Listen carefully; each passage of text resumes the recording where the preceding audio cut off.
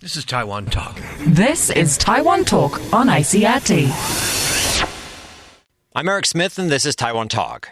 It may come as a surprise to you that Taiwan was home to over a dozen POW camps that held Allied soldiers captured by the Japanese Army on battlefields across Asia during World War II. For well over a decade, long-term Taiwan resident Michael Hurst has made it his mission to unearth and preserve the stories of the men who were held there. Mr. Hurst serves as the director of the Taiwan POW Camps Memorial Society, and he recently told me about the history of the camps and his group's mission. Let's start with just some basic history, because I think a lot of people may not even be aware of the fact that there were POW camps in Taiwan. That's right. In the years that I've been doing this, this is the reaction I come across mostly with especially with Taiwanese people, and also with expat foreigners living here and foreigners overseas who find our website and suddenly realize that there's a story to tell over here. There was actually a lot of camps here. There were 14 actual Japanese prisoner of war camps, and then there were 2 temporary camps that were set up right at the end of the war, when the war ended, after the Japanese surrender, to house the prisoners in Taipei. While they waited for evacuation. So where were these Allied troops captured? They were captured, the British and Australians were captured mostly in Singapore and Malaya. The Dutch, of course, were captured in the Dutch East Indies, which is now Indonesia. Right. The Americans, of course, were captured in the Philippines at the fall of Bataan and also Corregidor. Why were they moved to Taiwan and not stuck in the Philippines or other places? Well, a lot of them were. The Japanese had a belief at first that if you separate the senior officers from the other ranks, then the regular soldiers won't be able to function, which was quite the case in the Japanese Army. But different culture. And but in the case of the Allied prisoners of war, if the major was shot, the lieutenant took over. If he was shot, the captain took over. And we had one prison camp here that there was a sergeant running the prison camp. And so the Japanese had this idea to move the prisoners from the senior officers away. Well, of course, Taiwan was a Japanese colony. It was like an island fortress, and it was very secure, and the Japanese were winning the war, so they decided to move all the senior Allied generals and also the governors of all the colonies they conquered, Hong Kong, Guam, the Dutch East Indies, Singapore, Malaya, North Borneo. They all were brought here in August of 1942. And so for the Americans, for example, General Wainwright, General King, General Moore, General Parker, all the highest-ranking officers, brigadiers and colonels were all moved to the camp in Hualien just at the end of August. And then a week or so later, all the highest-ranking British, Australian, and Dutch officers and the governors from Hong Kong, Singapore, and Malaya and all that were brought here, and they joined them in Hualien. And so we had quite a few different nationalities. Well, we did, yeah. The British had the largest number of POWs here, almost 2,600. The Americans had a little over 1,500. The Dutch had 156. The Australians had 55. There were 3 Canadians, 3 South Africans, 2 New Zealanders, a couple of Norwegians that came in off some of the later Hell ships and that. But that was basically British, American, Dutch, and Australian. The Japanese did not exactly follow the Geneva Convention during World War II. No, they never signed it, and so therefore they used that as an excuse that we didn't have to follow it.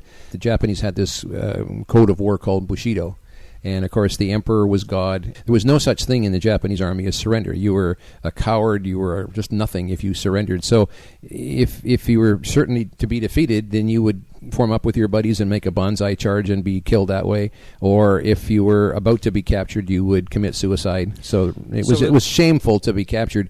So therefore, and again, different culture, when the British and the Americans, who believed in living to fight another day and to help their mates and stay alive, to get home to their loved ones, with this different philosophy, decided to surrender, and the generals decided to surrender the men, let's put it that way, to save their lives. The Japanese just couldn't understand this, and they treated them just like dirt. They were not respected. The Japanese scorned them for that decision. That's right.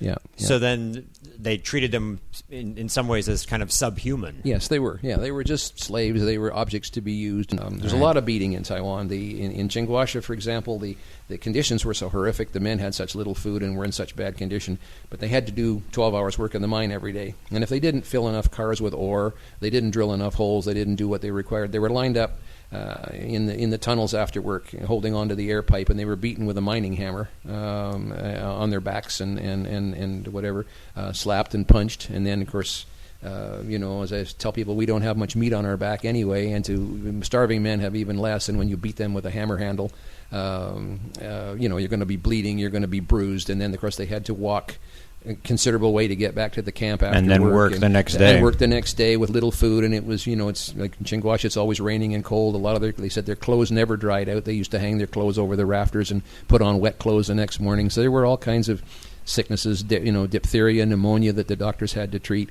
Down in Pingdong and Taichung and other places, Baihe, they were just simply beaten with bamboo poles or sticks if they didn't do enough required work every day. So beatings were, of course, a very common thing in the Japanese military system, and many of the men, have showed me scars that they still have to this day. Thanks for tuning into Taiwan Talk. I'm Eric Smith. More info on the Taiwan POW Camps Memorial Society is available at www.powtaiwan.org.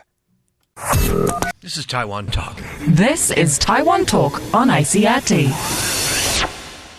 Thanks for tuning into Taiwan Talk. I'm Eric Smith, and today I'm continuing a discussion with Mr. Michael Hurst, a longtime Taiwan resident who serves as the director of the Taiwan POW Camps Memorial Society, a group dedicated to preserving the memories of the thousands of Allied soldiers who were detained in camps across Taiwan during World War II.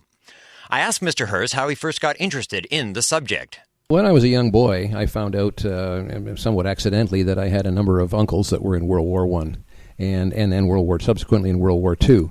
And I was so touched and so overcome, so awed by the fact that these men would go over in the trenches of France and Belgium. And so all my life I've wanted to do something sort of tangible to say thank you to the veterans. And in 1996, of course, we heard about the prison camp in Chinguashi, and there was a Canadian doctor in the camp, Major Ben Wheeler, and he was called the man sent from God. He was just an amazing man. He concocted all kinds of homegrown medicines and things to help the men with dysentery and beriberi. And I, being a Canadian myself, I thought, well, I'd look into this story.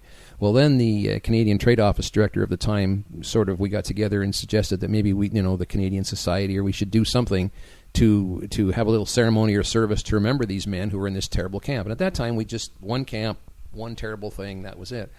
And but as soon as I got into it, I thought, well, this is a chance for me to do what I wanted to do all my life. I could organize something, and I never ever dreamed it would ever get as big or as far-reaching as it is today, because I've been at it now 16 years, and we've contacted more than 500 prisoners, and there's almost not a day in the year goes by that I don't get an email from some family member or something who's researching their family history and to find out more about the prisoner's life here, where they were. Because when the men went home from the war, they didn't talk about it. Right. It was too horrific. They didn't. The British government, the American government actually told them not to talk about it for political reasons, because the American government had totally abandoned the men in Bataan and Corregidor. The men in Singapore were all messed up by the British government. So the Society's main aim was, of course, initially to tell their story, to make sure that their story was known and they weren't forgotten. Well, of course, going hand in hand with that would be, let's find out what the camps, where are they now? What do they look like? Are they an apartment building, or are they a farmer's field, or what? Over the years, we have found all the locations of all the camps. We've documented their history, and we've actually built 11 memorials now at various places around the island. The showpiece is out in Chinguashi at the former Kinkaseki campsite,